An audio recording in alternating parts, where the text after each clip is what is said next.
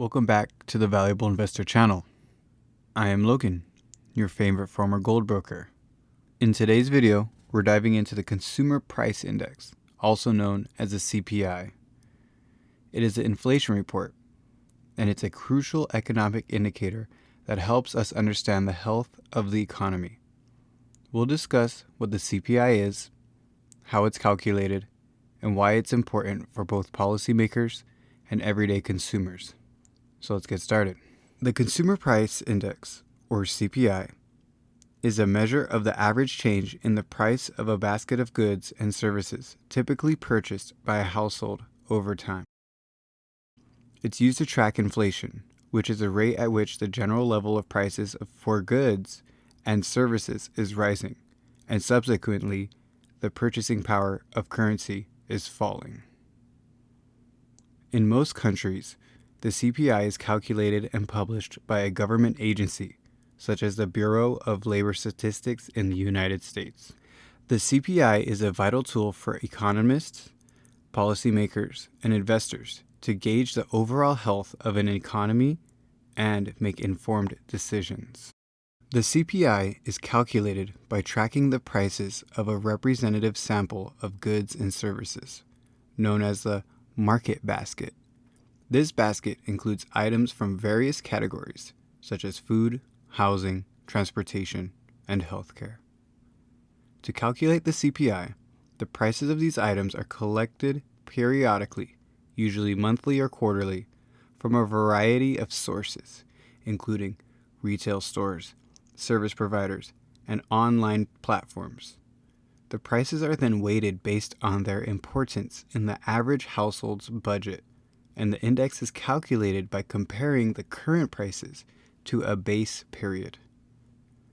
It's important to note that the CPI is a relative measure, meaning it shows the change in prices over time rather than the absolute price levels.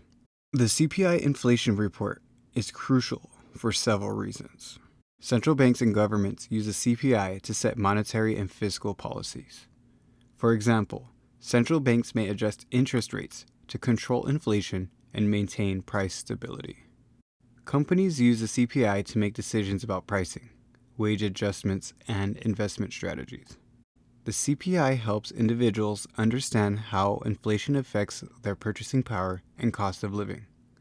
It can also be used to adjust Social Security benefits, pensions, and other income sources to account for inflation. The CPI inflation report can impact financial markets, as it influences interest rates, currency values, and investor sentiment. Investors use the CPI to make informed decisions about their portfolios and to hedge against inflation risk. While the CPI is a valuable tool for understanding inflation, it's essential to be aware of its limitations. The CPI focuses on a specific basket of goods and services, which may not accurately represent the spending habits of all households or capture the impact of new products and technologies. The CPI may not fully account for consumers' tendency to switch to cheaper alternatives when prices rise. This is also known as a substitution bias. The CPI may not adequately adjust for improvements or declines in the quality of goods and services over time. In conclusion, the CPI is a useful measure of inflation, but it does have its limitations that can affect its accuracy. It may not accurately reflect the cost of living for all households. It may not account for changes in quality or new products, and it may not account for changes in consumer behavior. As with any economic measure, it's important to understand its limitations and use it in conjunction with other measures to get a more complete picture of the economy. We hope this short video has provided you with a better understanding of the Consumer Price Index and its importance in the world. If you found this video helpful, give it a thumbs up and subscribe to our channel for more insightful content.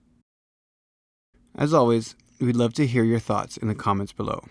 Are there any other economic indicators you'd like us to explore? Let me know, and we'll see you in the next video.